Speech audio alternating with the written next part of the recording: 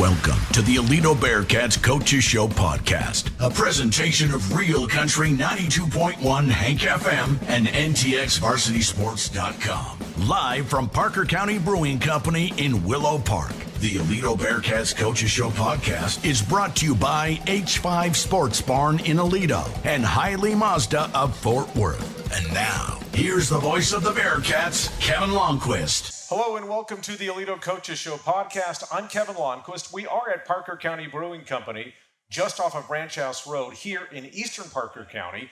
We will bring you every podcast from this location throughout the 2025-26 school year. They have been great partners to us, had a great interaction with the staff today as we're getting ready for today's podcast. Again, want to thank them for a great relationship. This has been the ideal place to have this podcast throughout the course of the year. And of course, we're getting close to Memorial Day, which means that if we're doing that, that means that the spring sports are doing well, and that's why I've got some pretty good folks here off to my left.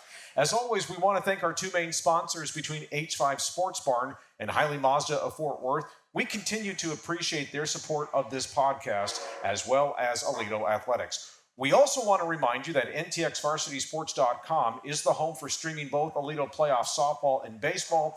It continues this week as each moves on to the next round. And we do have the ability to split up the streaming so you can listen to both on the same night. Won't happen this week, but anyway, it's a simple click on NTXVarsitySports.com. Just go to the home page, find the podcast you want to follow, and you'll be able to follow the Bearcats or the Lady Cats, or both. Again, not this week, but that's the strength of NTX. Again, you will have access to both broadcasts, so please spread the word to fans, out-of-state family, and anyone else to tune in. Now, Parker Burroughs has the baseball, and yours truly will be calling softball this coming Wednesday. Now, as for the games, the schedules for these playoff matchups are a little bit out of the ordinary. Aledo and its opponents were navigating through graduation toward the end of this week. Aledo's commencement is on Friday. Now, as for Aledo softball, the Lady Cats are in the state semifinals for the fifth time in the last 6 years. And once again, the Lady Cats will meet two-time defending state champion Melissa. This is the 5A Division I state semifinal, a one-game playoff, because graduation actually forced them to do this on Wednesday. It's a 6:30 start at Denton High School. Aledo is 29-10. Melissa is 33-2. Lady Cats hammered Abilene 13-0 in last Friday's Region 1 championship game over in Graham. It's the fourth time in the 7 games that Aledo has played at this postseason in which it has run-ruled its opponent. Now to baseball. The 34-3 Bearcats meet 30-11 El Paso Americas in the 5A Division I Region 1 Championship starting Thursday at Midland Legacy High School. The teams play a doubleheader starting at noon, and if they need a third game because of graduation on Friday, they can't play it on Friday, but if they do, then both of them have to come back to West Texas on Saturday to play at 2 o'clock for that first pitch. And there's a lot of motivation on Thursday not to come back on Saturday. We'll see how that goes. Now, as for the Bearcats last week, they took care of Amarillo in the regional semifinals at Abilene Christian University, sweeping that series 8-1 and 7-2. We have a special 3-segment podcast for you. We'll start with baseball and head coach Chad Berry, junior center fielder Luke Gladchuk, and junior shortstop and pitcher Garrett Love. Then softball in our second segment with head coach Heather Myers, sophomore pitcher Tempe Perry, and junior designated player Riley Marks. Then we wrap up with head football coach Robbie Jones to give us a recap on how things went with the spring football season, which finished up this past Wednesday. Okay, I think I got everything out of the way. And so pleased to be joined by Chad Berry, Luke Gladchuk, and Garrett Love. First of all, congratulations. Never easy to win these things because it's always great to keep moving on because not a lot of teams get to do this, but just overall impressions of the sweep of Amarillo. And I kind of got the sense just looking at the scores and just kind of looking at some things that it had the same kind of qualities from last year's sweep of them. I thought so. I think they had 7 returning starters from last year, and they had their best arm back. They had lost a left-handed pitcher from last year that pitched game 1 against us. So I felt like maybe they weren't quite as deep on the mound with talent, but I thought that their defense and their offense was as good or better than it was last year. Okay, Luke, let's start with you because obviously facing this team, they only lost 4 games. You guys had seen them last year, so just anything different about this team from last year to what you saw this past weekend over in Abilene? No, I mean, we faced that same kid last year, and we kind of knew some of his tendencies. Liked to throw his fastball a lot. He threw me a lot of junk, but had to make some adjustments, and that's really it. I mean, all right. Garrett, what about for you? Well, this was my first time seeing him. And kind of what Coach Berry was telling us during practices that they want to beat us. And they kind of showed that definitely in the first inning. Giving Rock, allowing him to throw 40 pitches and just kind of having that grit. And they just wanted to beat us. Okay, so let's talk about game one, down 1-0 early. I think, Chad, you guys scored 3 in the fourth to take the lead 3-1. And then maybe the pivotal moment of this game and maybe the momentum changer in the series. Lucas Naraki has the bases loaded, 2 outs in the bottom of the fourth inning, gets out of that jam. Just take us through that whole sequence of how he gets out of it and what that did to lift you guys going into the fifth and obviously tacking on more runs to that lead. Well, I felt like that was probably the momentum changer of the whole series. We had gained the lead in the top half of that inning, went up 3-1, and then they came out. I think they led off with a double, and then we got an out, and then we had back-to-back walks. So Lucas actually had bases loaded, 1 out, and was able to get a kid swinging, and then the next kid he struck out looking. And so that, to me, we dodged a big bullet there. They didn't put a ball in play. We were playing for the out, so we were going to concede a run on an infield hit, and he, pitched out a big jam right there, and then we did what we needed to do offensively. Right after that, we responded by adding 2 more to it, and really all facets putting the game away at that point. Luke, you're sitting out there in center field watching this bottom of the fourth inning unfold for the Sandies here, and they have runners, they have bases loaded and 1 out, and of course they have an opportunity to try and tie and take the lead. A lot of pressure on all the fielders, nowhere to put them, that sort of thing. So just take us through from a fielder's perspective as you're watching this unfold, and how Lucas Bordown was able to get the last 2 outs on punch-outs, especially the last one, his coach said, on strike 3 called. Yeah, I was just praying Lucas would use his typical junk to throw him off, and that's kind of what he did those last 2 at-bats, struck those 2 kids out, and that was huge for us and definitely changed some momentum for us and got us some motivation for the next inning. Okay, and then Garrett, you finished up that game, so just talk about, does a pitcher pick up on body language or things like that, the way those batters approach Lucas in the first 4 innings, and then as you guys are extending this lead, the competitiveness of the at-bats, not taking anything away from Amarillo, but could you sense something on the mound, the way they were approaching you as the lead started to grow in your favor? Yeah, I could definitely tell they were definitely attacking more. They were swinging a lot of junk that I was throwing that they weren't really doing with Lucas. So they were just definitely wanting to put the ball in play and just get on base as much as they could.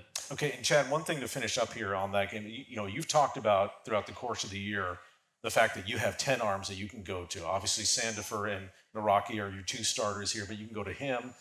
Garrett Love, obviously, we've seen Dane Brown a couple times too, and that sort of thing. So just talking about the fact that you can go to any guy in any situation, what does that mean to have that kind of depth, especially when you get to this part of the season? Well, I mean, I think it gives you the opportunity to have guys on a short leash if someone comes out and they're really not sharp. That you've got 5 to 7 guys behind them that can come out and do the same thing and give us a really good shot to win by putting them on the mound. And so, I think it helps the pitchers realize they don't have to be perfect. They can go out and they can attack hitters, and if their breaking stuff isn't working, or if their fastball's flat that day and they're leaving it up, or they just don't have it, we've got their back. We've got a staff. We don't just have a couple of pitchers. We've got a pitching staff, and we feel like we've got 10 arms that give us a really good shot to win every time they step on the mound. Okay, so I can now ask you this after the fact. When Lucas got out of that with strike 3 call, was that his last batter?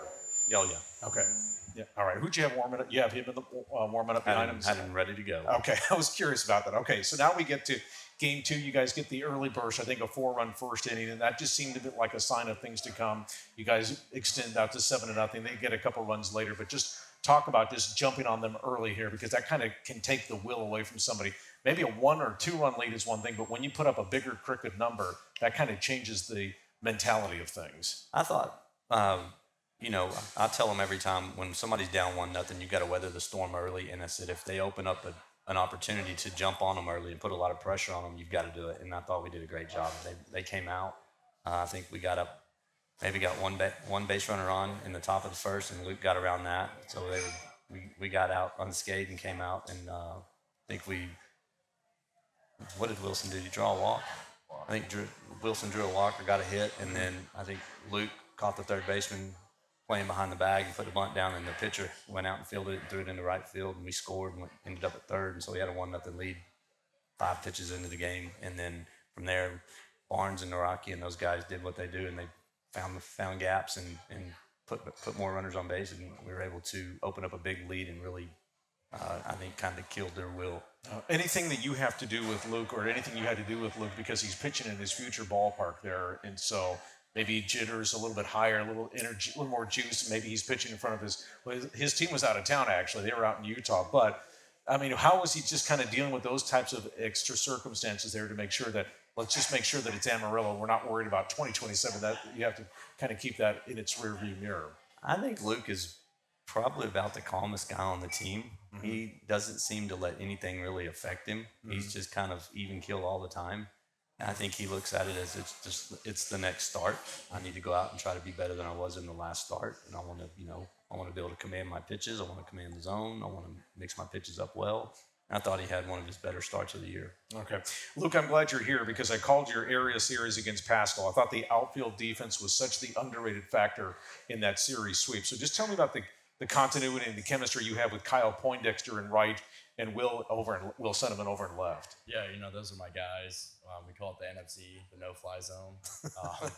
We work at practice, taking good reads on some BP and just working gap to gap, being able to cover the gaps and get to some balls and then obviously the arm strength of all three of us are pretty good. So definitely being able to throw out guys at third and at home are definitely a big advantage for us. All right, I want to take you back to that second game at Pascal, bottom of the fourth inning, go-ahead runs at second base, and Kyle's diving for that ball in right field to keep the game tied. Just what do you take us from a center fielder's perspective? Because I don't think you were breaking behind him to see if he was going to, because if it gets by him, I mean, that thing's rolling to that fence. So just take us through what you're seeing there. It's like, oh no, he's diving for this. And yeah, I could kind of see the trajectory of the ball, and I saw his glove go up, and I was like, oh, he's going to catch this one. So I started kind of running to the dugout. And Coach Berry actually came up to me and was like, I don't want to see that again. Okay. Obviously, it's an honor to be the captain of the outfield because you're in center field. Just talk about the responsibility there because you pretty much have to control the alleys between Kyle and Wilson and that sort of thing. But also at the same time, you've got to work with your shortstop and your second baseman on that with Landon and with Will. And so just talk about what that's been like and how you've kind of grown into that spot. Yeah, obviously communication is big out there. Being able to cover gaps as well, and obviously build a connection between Kyle and Wilson and know what balls I can get to, what balls he can get to, and obviously Will and Landon at second and short, being able to communicate with them as well. Okay, Garrett, I want to talk to you a little bit about, and we'll get to your 2 postseason appearances here. I know we talked a little bit about your appearance the other day, but overall season, 5-0 record, 1.70 ERA. Congratulations to you on that. And of course, you heard Coach talk about how deep this staff is, but just take us through your season and how you've grown into this role whenever you've started perhaps during the tournament season to when you've been used coming out of the bullpen during the district season, and of course, how your role has kind of evolved here in the postseason. Definitely during tournament season when I'm starting, it's definitely a lot easier to get into a game. Like you have a lot of more innings to work your way into. But as district came along and as I was going into that relieving role, I definitely had to change how I warmed up, how I got ready, and just how I got into the game. I definitely, before I go in, I definitely try to get myself calm and just kind of work my way into the game. Not let the pressure get to me, not let the fans or whatever's going on get to me. Kind of just block all that out. And definitely postseasons where I've gotten to more into a rhythm and kind of how I want to get warm up before the game, knowing that I'm coming behind Lucas, knowing he might not come out, he might come out, kind of just playing it by ear definitely, and just keeping the same routine, and just calming myself down before a game and just taking it all in. I think that's the biggest thing as a pitcher is just take it all in and take each pitch by each pitch and just allowing the game to come to you with the defense that we have. Okay, so you were on the JV last year, if I recall correctly on that. Okay, so just making this move up to varsity, what was the biggest challenge or the biggest difference between pitching against junior varsity lineups to what you're facing now, 1 through 9 at the varsity level, and how you had to adjust yourself as a pitcher? I would just say the competitive at-bats. JV, there wasn't a lot of competitive at bats, a lot of strikeouts, just kind of stuff like that. But as you get up to varsity, they're a lot more patient. They're a lot more competitive with 0-2 counts. So I kind of just adjusted like where I'd throw a pitch, like how I would set up my at bats and with lefties and righties, and just doing different things. Okay. And I want to ask you, you kind of touched on watching Lucas, but just watching, Lucas and Luke Sandifer go through their season, their starters, and just their routine and things that you take away from that and how you can build on that moving forward as far, however long this postseason run lasts, and then perhaps into 2027. What have you picked up from those two? I picked up body language and how they just hold themselves on the mound, like especially when they get bases loaded. They definitely have the composure and stay like believe in themselves. Like they don't just give up. They fight through every at bat and every struggle that they come to. And so it's just watching them. You can definitely learn like to keep composure and to just play each pitch by each pitch and just continue just to be confident in yourself and what you have. But you did like the fact that he did strike out the last guy in the fourth inning on Thursday, though. That was rather than you coming into. I mean, you would have welcomed that, but that's a little bit easier so that he could finish that and you get a clean inning to start the fifth. Yeah. Okay. All right. So let's talk about this series against Americas. They've won 30 games. They lost the first game in their series against Burville, then came back to win the next two. Chad, just what's the overall assessment of the Blazers? They're very scrappy. They have really good at bats. They make great adjustments at the plate. They have a third baseman that's going to Texas Tech. He swings it with a lot of pop. He's kind of their bell cow. To me, he's the key to their offense. I watched him in Abilene in Game 3. I think he went 4 for 4 with a double, a triple, 2 home runs, 5 RBIs. They scored 6 total runs. So the one guy that you can't let beat you, beat him. Yeah. Okay. And so, I mean, I think they do a great job of making adjustments, shortening up their swings and things like that. And they're gonna play really good defense. But I don't know that they've seen the pitching that they're about to see overall as deep as ours is. I think they've seen a good arm here and there, but I don't think they've seen a bunch of arms like we're going to show them stacked up behind each other. They say pitching, if you have enough guys on the bump, it can take you a long way, kind of like where we are right now. Okay, Luke, you probably learned a lot about playing with the West Texas wind in Abilene last week, and now you get to deal with it again in Midland. It's going to be a long day in Midland. So what have you learned about these West Texas winds, and what's the strategy about trying to work, give yourself to the winds, but at the same time, you got to be aggressive when you need to pick your spots on that? Yeah, so Coach Berry came up to me today and he said, the wind's thinner there. So the ball's kind of going to fly. We got to play deeper. And then obviously being able to read the wind, where it's blowing, and you can kind of get to some spots and pick out your spots like each time it's hitting the air and know where that ball is going to land just by seeing it in the air and where it's hit. So okay, and Garrett, I was talking to Taryn Byrne about this last week about preparing for 2 games in one day. Now that didn't happen last week. Of course, if you guys had played a doubleheader on Friday, it would have been, but it will. But that's going to happen this week. So just take us through the plan you and the non-starters will go through for this series, because it's going to be a long day one way or the other with 2 games. And so what's kind of the routine, and how do you adjust your routine, if at all, to get ready for a day like Thursday? I would definitely our guys are definitely going to have to play it by ear. Like any of our guys, their numbers could be called. So just staying ready, staying warm, knowing when you might need to go in, just being ready at all times, and just having a game plan before you go in. Okay, and I wanted to ask you too, because I forgot to ask you this a few moments ago about your start against Ryan in the opening of that series. And so just what did that mean to you, though, to get that start? I mean, obviously you guys were going to be heavy favorites in there, but for Coach to give you the ball in the first postseason game, what did that mean to you? It was definitely a blessing. I mean, starting first playoff game ever in my life, it was definitely a blessing, and I'm just very blessed that Coach Berry gave me the opportunity to do that. Okay. And then, Chad, finally, as we wrap this up, what do you want to see from this team early, and then just kind of dealing with any kind of adversity that's going to happen, game 1, game 2, whatever the case may be? Just not let our emotions get involved in it. Stay even keel. Keep the killer instinct. I want to put pressure on them as often and early as we possibly can. And I think the longer that we can keep pressure on them, the more they're going to break down. And, I think we can get them frustrated at times and get them start swinging at stuff out of the zone like we did Amarillo late in game 1 and 2. All right, Chad, we'll look forward to it again. Thursday doubleheader starting at noon out of Midland Legacy. And if the Bearcats are successful moving on to the state semifinals like they did last year, they would get the winner out of the Region 2 finals between district opponents, McKinney North who Aledo saw last year, and Melissa. So, Coach, good luck to you guys. Luke, thanks for joining us, and thank you very much for joining us as well, Gary. Good luck to you guys on this coming week. All right.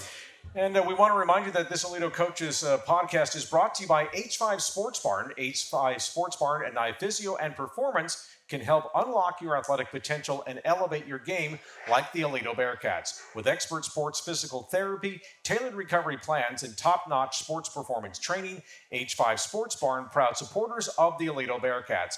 And by Hiley Mazda. Got a new driver or sending one to college? It's hard letting go, but Hiley Mazda of Fort Worth makes it easier.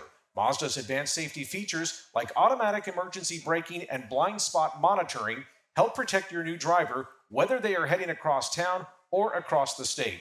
Visit Hiley Mazda of Fort Worth today. Stick around the second of a three-segment podcast for you. We're going to be talking softball here with Heather Myers and the gang in just a few moments. Stand by. Podcast continues after this timeout. And we welcome you back to the Aledo Coaches Show podcast here at Parker County Brewing Company. Our thanks to them for being a great partner throughout the course of the 2025-26 school year. Get to softball here in just a few moments, but let's take you through some Aledo notables. The Aledo boys and girls track teams sent 3 to the Class 5A state meet on May 14th through the 16th in Austin. That was last Thursday through Friday, and they actually competed on Friday. And so here's what happened. Molly Garrison finished 4th in the 3200, also finished 5th in the 1600, but Molly's going to get used to Mike A. Myers Stadium because she signed with the University of Texas. So congratulations to Molly on a great finish to her high school career. As for Tyler Connolly, the junior got to the podium in the 3200. He finished 3rd, barely by 22 100ths of a second is how close it was before he got there. Like the length of his pinky fingers, how much he beat 4th and 5th place by to get there.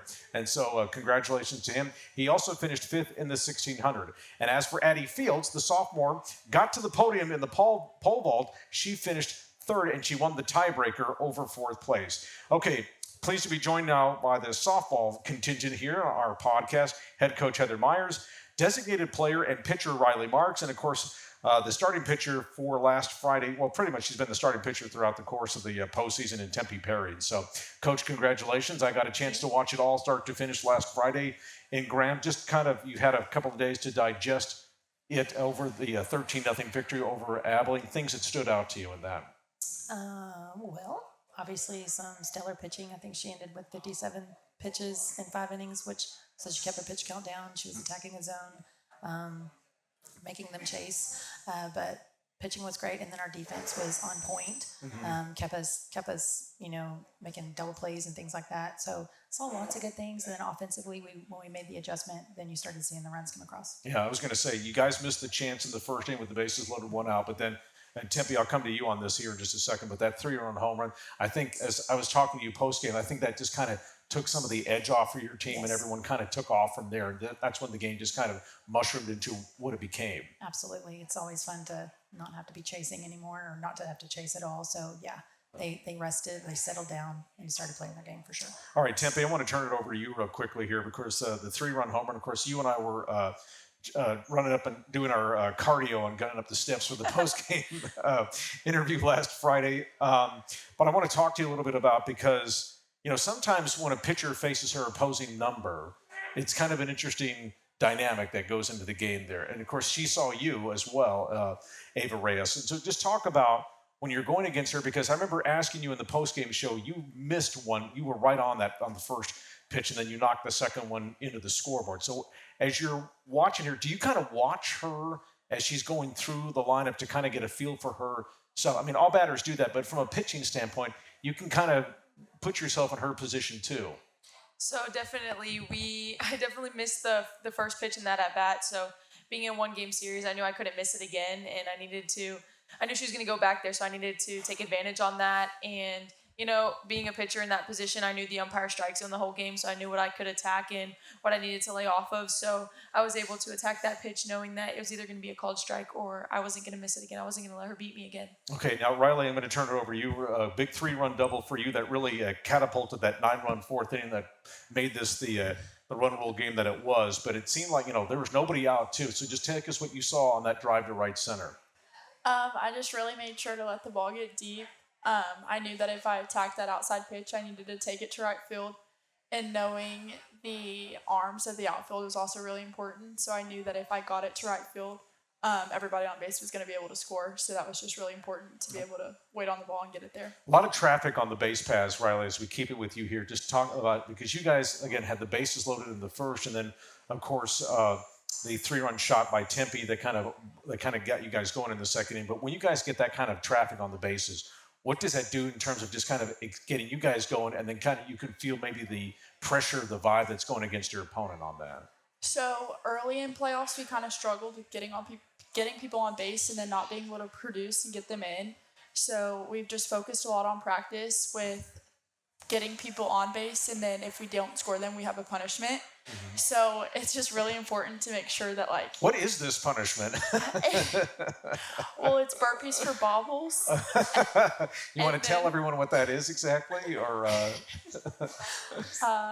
5 burpees. It's not that bad, but it is like... Oh, it's an exercise. I know what a burpee is. Yeah. It's just like the tediousness of having like, oh shoot, we didn't score, now we have to do burpees. So I got you on that. Okay.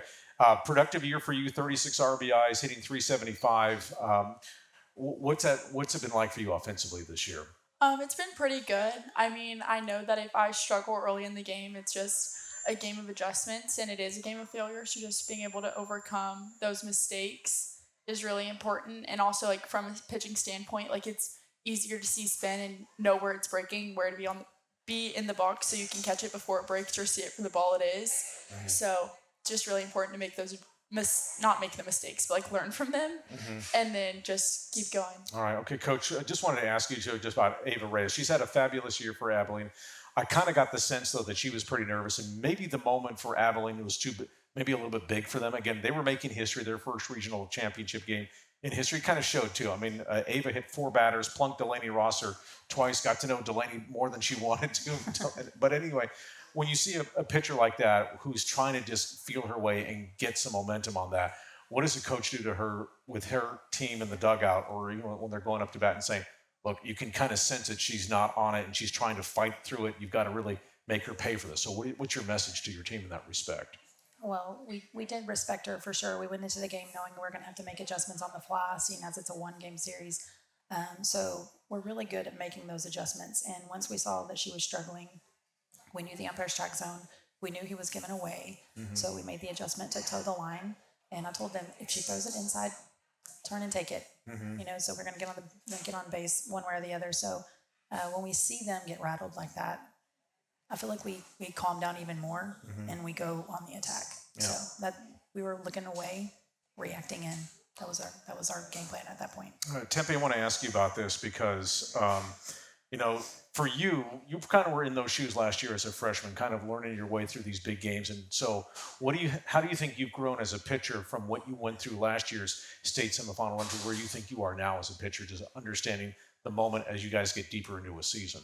Obviously, last year we had a really powerful senior pitcher, so just going in after her, just knowing that I had to have her back. But going into this year, I'm just going to go in and take it one pitch at a time, knowing that I have a lot of feedback on them now. And I mean, I've played them my whole life, and I've played with them, I've played against them, but they know in the chalk lines it's going to be game versus game. And we're going to go out this weekend, we're going to do everything we can.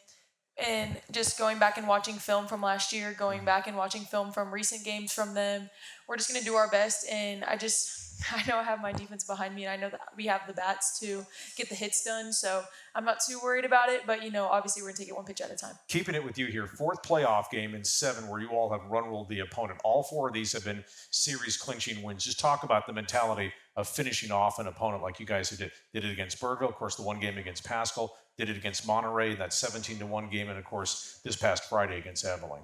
We talked about it the other day when our backs are against the wall, we play our best. We know that going into this game, we are technically the underdogs in this game, and that never shies us away from anything. And if you erase the name on their chest, they're just another team that we're going to go out and play. And we're going to play them like we've played everyone else this year, with grit, with fight. And we talked about it, I have a little bitterness on my tongue. I won't let them beat me again.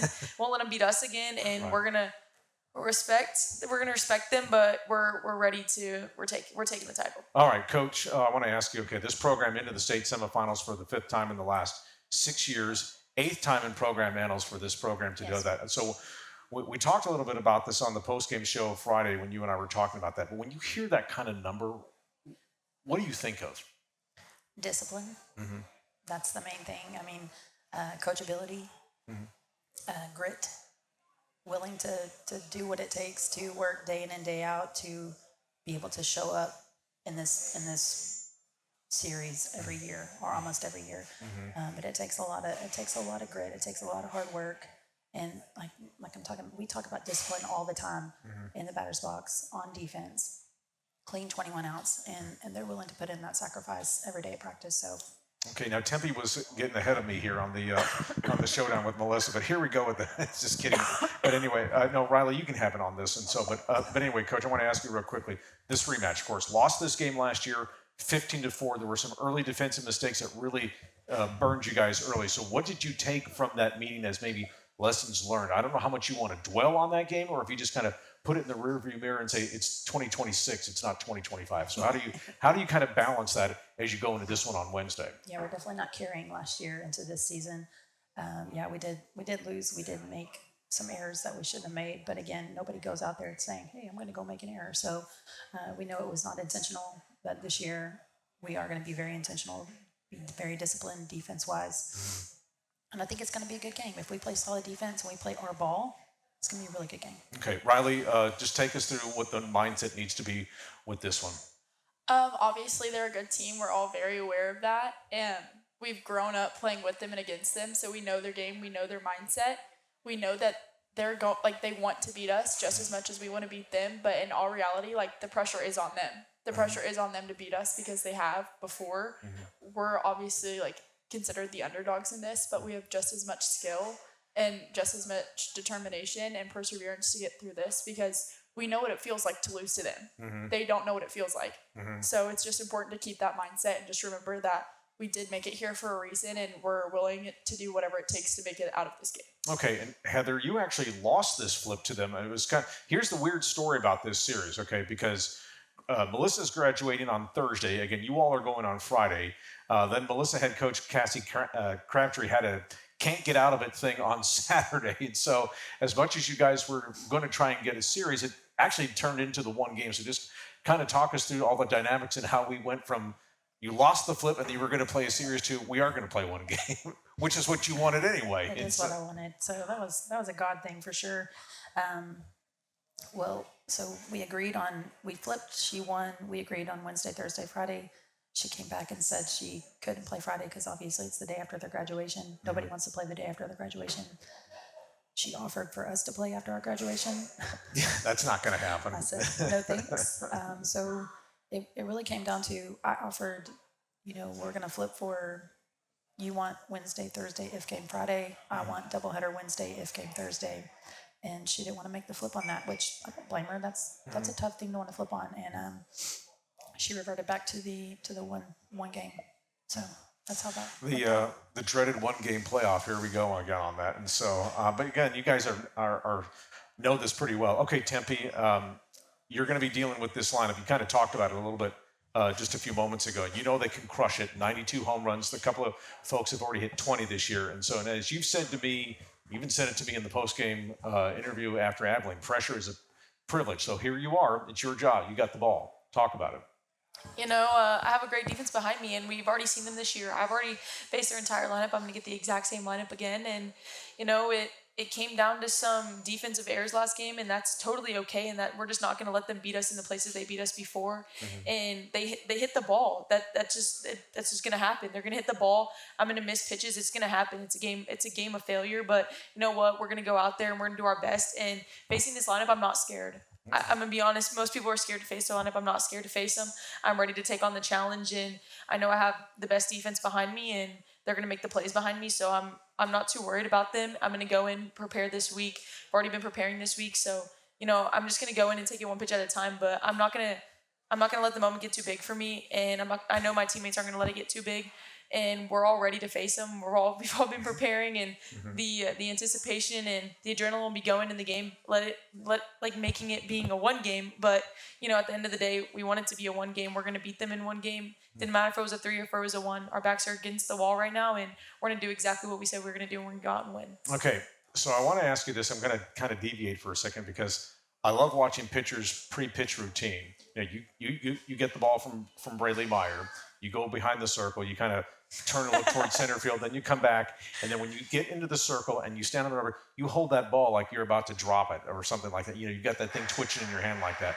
Is that something you've just kind of acquired over time, or you got? Because it's a twitch. It's kind of something that and all pitchers have their own routines. But I want you to take me through how you kind of came up with that, and what does that do when you're kind of fiddling with that ball in your hand before you put it in the glove, before you bring it to the plate? A lot of people talk about my routine and just like how I get so amped up. I say it's like a flip in my mind. Like I just turn on a switch when I'm on the mound. I turn on a switch when I'm in the box. I'm a totally completely different person outside of the field. But when it comes time to grind and I'm in the box, or I'm on the mound, it's just like it's a full different mind switch. I'm ready to grind. And whenever I spin that ball, it's just like me staring down the batter, just knowing whatever they're going to do, they're not going to beat me. I have to tell myself that. I mean, if you fill your mind with negative things, you're gonna get negative results. So you got to fill your mind with positive things. I spin that ball. I tell myself things. You can look closely. I kind of talk to myself before every inning. I point to the sky. Talk to God a little bit. I do my little walk. Keep myself on pace. Can't let the moment get too big, and I'm not gonna let anyone get me out of my little walk. Just going at it. And yeah, it's just kind of like a momentum thing. It's fun to watch. I will say that. By the way, I'm going to give you a homework assignment too, and so. I'm going to you talk to your dad. Go ask Dad after. I'm going to give you a guy by the name of Al Haraboski. He was a pitcher for the Atlanta Braves and the St. Louis Cardinals. And they called him the Mad Hungarian.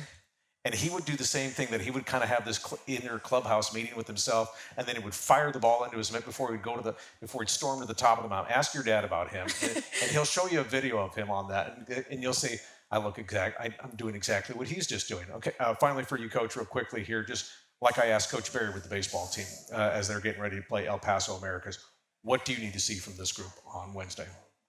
Calm, trusting that they can get this done, so we don't need to go out there and hyperventilate or have any type of reaction that showing that they are better. Or if we in our hearts think that they're better, we're going to lose. We have to know that we can compete, so I need to see them calm and play their game. That's what I'm looking for, because they're already disciplined. They're there for a reason. Mm-hmm. They've shown their discipline. They've shown their commitment. Now we just need to go play our game. That's what I'm looking for. 6:30 at Denton High School this coming Wednesday. And should Aledo win, then it's on to the 5A Division I state title game on May 29th at Red and Charlene McCombs Field to face either Barbers Hill or Leander. That's a best-of-3 series starting Wednesday in Waller. By the way, before I let you go, District 5A looking very, very strong, because you have the Brewer Bears still playing ball too. They're in the Division II state semifinals. They're playing Hallsville in Athens in a best-of-3 series. Just a quick reaction about that, because that's pretty cool to see a team in your district go make it as far as you all have. Super excited for them. I reached out and told them congratulations this weekend, because you always want to see your district going as far as they can. It just shows the depth and the strength in your district. So super excited for them. Okay, and again, we'll see you on Wednesday. Good luck to you all then as you all prepare for this big one against Melissa. And we want to remind you that this Aledo Coaches Show podcast is brought to you by H5 Sports Barn. H5 Sports Barn and Nye Physio and Performance can help unlock your athletic potential and elevate your game like the Aledo Bearcats. With expert sports physical therapy, tailored recovery plans, and top-notch sports performance training, H5 Sports Barn, proud supporters of the Aledo Bearcats. And by Hiley Mazda. Got a new driver or sending one to college? It's hard letting go, but Hiley Mazda of Fort Worth makes it easier. Mazda's advanced safety features, like automatic emergency braking and blind spot monitoring, help protect your new driver, whether they are heading across town or heading up to Denton. Visit Hiley Mazda of Fort Worth today. Again, thanks to our softballers here. When we come back, third and final segment of our podcast with head football coach Robbie Jones as we wrap up the spring football season. Back after this timeout. Final segment of this Aledo Coaches Show podcast. We're going 3 tonight because we are going to be wrapping up the Bearcats spring football season. Pleased to be joined now by head football coach Robbie Jones. The Bearcats got things concluded last Wednesday over at Tim Buchanan Stadium. And so, Coach, will get right into it in terms of just wrapping up things last week. Just overall assessment of what you saw. Yeah, overall assessment was I felt like we got better, as a whole group, all the way through spring ball. The first couple of practices we didn't look real good, but as we went on, I think we got better and better as it went through, all the way down to, the freshman level. That's one of the things I stressed with the freshmen was, coming into the spring ball, I think they made massive improvements, and that's what you want to do. That's the reason you have spring ball is to go into the summer, showing that you're better, at the beginning of summer than you were when spring began. Okay. Coaches like to have 3 or 4 goals, maybe more, of what they want to accomplish for spring. I don't know if you're one of those or not, but even if you didn't, what did you need to see accomplished this spring? Yeah, I mean, we had to look at, of course, the quarterback situation, with the fact that we didn't have a returner coming back from the varsity.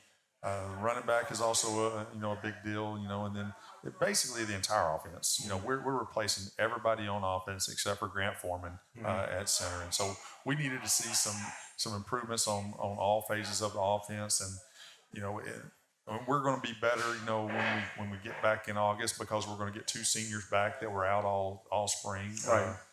Trip Caldwell and Dean Timmerman, 2 guys that we feel like could be starters for us, should be starters for us. Right. They were out all spring, so we're just working on getting better and better each and every day. Okay. Everybody wants to know about the newbie, so that's quarterback Trey Williams, new big wide receiver target in Kingston Parks, the younger brother of Money Parks, and then of course the Arizona move-in and tight end and defensive end Caden Palmquist. What did you learn about them, and what's the step you need for them to take this summer? Yeah, I mean, of course, Kingston, we've known Kingston. I've known Kingston since he's like 1 or 2 years old. So, that shows you how old we are now when you're going back that far. Yeah, so, Kingston's not new to me. He missed the last couple of weeks with an injury, but, he's coming along. He's got to relearn everything that we do because he's been away. But I think Trey, the quarterback that moved in from Louisville, did a really good job. He's learning. That's the whole thing with our offense. It's not just a couple of guys that moved here. The whole offense is new. Yeah. We had some guys that were big time backups for us last year that they know the offense and they know what they're doing. But it's just kind of getting the feel of everything. And then plus 2 weeks into spring ball, Coach Williams lets me know that he's leaving, and I have to take the offense back over. Mm-hmm. So in the middle of spring, there's a whole new adjustment of coming in with a different play caller. So, it's just been a big adjustment for us offensively. But I think once we got to the spring game, we saw lots of improvements. Okay, so talk about your quarterback situation. Obviously, it sounded like Trey Williams got the majority of the snaps with the one. So just kind of take us through that assessment of where that stands before you guys return in August. Yeah, I mean, everything's still up in the air. Trey did get the majority of the 1 rep. So, right now he's the leader in the pack. He's an experienced varsity quarterback, and so that's the upper hand that he has. And plus, he can spin the ball. He's getting looks by some colleges, because of the fact that he can throw the football really, really well. And Eli Pinnock did a good job. He actually had a running touchdown in the scrimmage, so he brings a little different dynamic with the run game. Sawyer Smith, he's a freshman, so he has some freshman lumps that he had to go through. Right. And then you have Tanner Morrow and Jackson Clifford, who got some reps as well. And they all, had some bright spots, throughout spring. Okay. Running back situation, Jeremiah Johnson, presumably your number 1 guy. So if that indeed is the case, who would be the complement to him?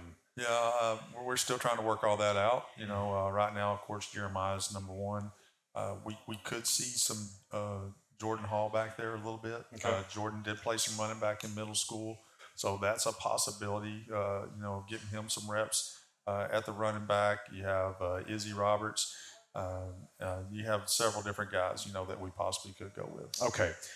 That move of Omari Dimbu to defensive tackle, playing next to Timon Miggs, you talked about that when you were on with me a few weeks ago. And so because of Omari's history on the defensive line, that was kind of seemed like a natural transition. So in your assessment of that, did it play out like you thought, or what did you think of it? Yeah, I mean, our defensive line was pretty dominant all spring. Just be honest with you. I mean, you got 2 Division I defensive tackles. And you're smiling a lot when you say that. You don't smile a lot, too. Yeah. I mean, you got 2 really good, defensive tackles in there. And then, our ends are pretty good as well. I'm telling you right now, Max Foreman had as good a spring as anybody that we've had. And that was a carryover from his offseason. Yeah. He had a really, really good offseason. And it showed up when we did our last test. He tested in a 4.65 40 at 6'1 1/2", 225 pounds, so that's moving for a big guy. And he had a really good spring. Matter of fact, a coach from West Point was at the spring game. And he said if he was the defensive line coach, he would give him an offer right then and there. But he's not the defensive line coach, so he couldn't offer him. So, so I expect he's going to get some movement as far as his recruiting is concerned. But I expect him to have a really big year.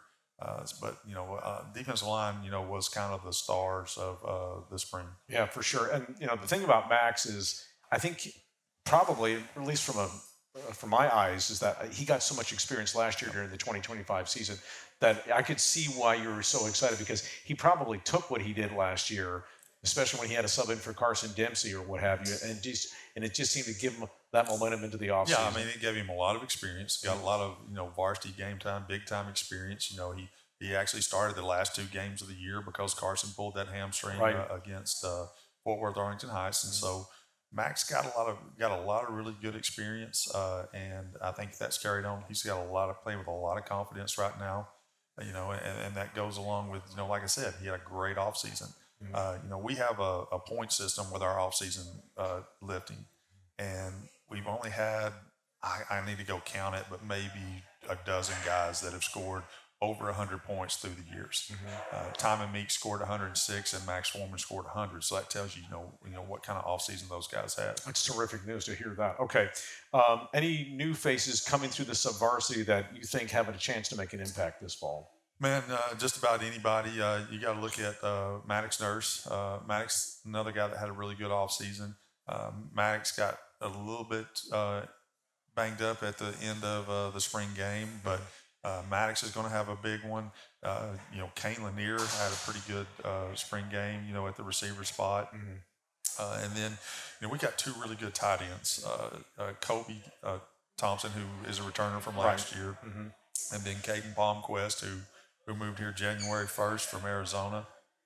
We initially thought that Caden might be a defensive end, but he's a pretty good tight end, and at one of the practices he was having a really good practice, and just so happened Riley Dodge from SMU was there, and Riley Dodge after practice gave him an offer to SMU. Saw that. So so we got we're going to have a lot of 2 tight end packages to get both those guys in the game. So we're really excited. It's a lot of new faces. We had a really strong senior class last year. We were senior heavy, so we got a lot of new guys that are going to have to step up and make some plays for us, and we're looking, forward to that. They just got to grow up really quick, because if you look at our schedule, the season starts off really strong. Yeah, it sure does. Okay. Roughly how many players in the program from sub-varsity to varsity? Yeah, so from 9th grade through 11th grade, we had about 175 kids that went through spring practice. Okay, gotcha. Okay, and then you need to kind of remind me of this, your approach to 7-on-7. Do they go through state qualifiers? Are they more in leagues? Do they even do it? I mean, what's kind of been you all's approach? Yeah, we try not to overdo the 7-on-7, because our attitude is we're going to go 19 weeks of full pads, during the season, right?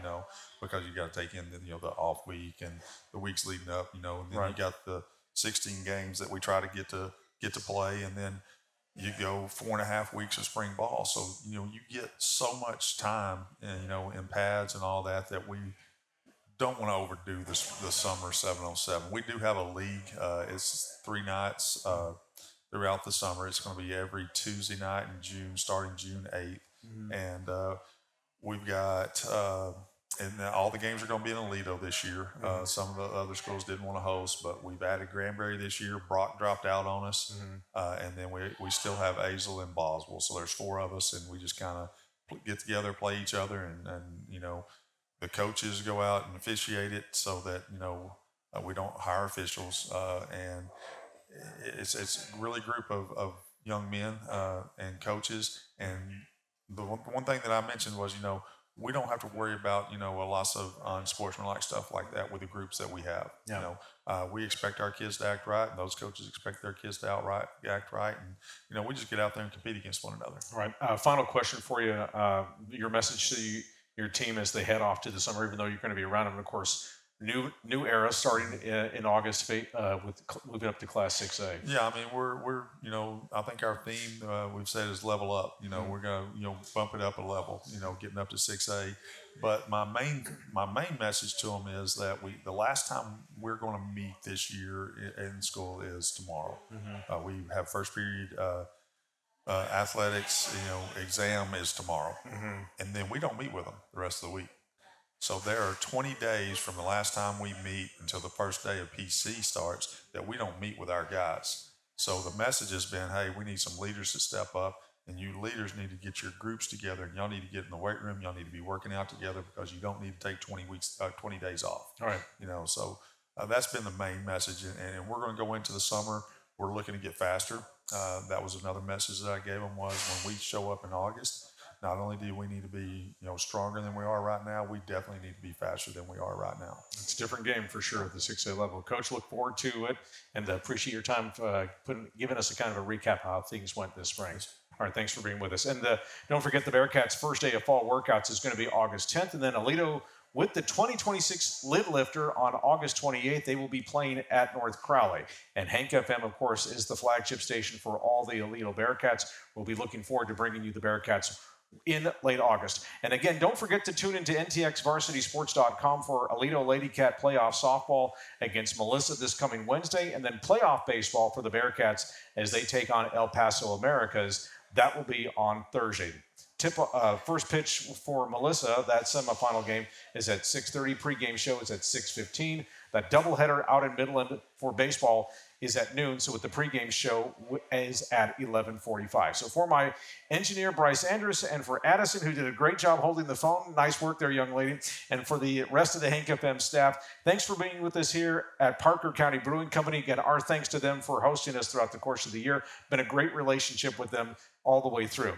We will talk to you all next week when we will be talking playoff baseball and playoff softball, but make the note, we will be doing it a week from Tuesday, not on Memorial Day, so just keep that in mind. I'm Kevin Lonnquist, and so long for the Aledo Coaches Show podcast. Thanks for listening to the Aledo Coaches Show podcast, brought to you by H5 Sports Barn in Aledo and Hiley Mazda of Fort Worth. With the voice of the Bearcats, Kevin Lonnquist. Please like and subscribe to this podcast and tell a friend. You're also welcome to join us every Monday night at 7 from Parker County Brewing Company in Willow Park. It's the Aledo Coaches Show podcast, a presentation of Real Country 92.1, Hank FM, and NTXVarsitySports.com.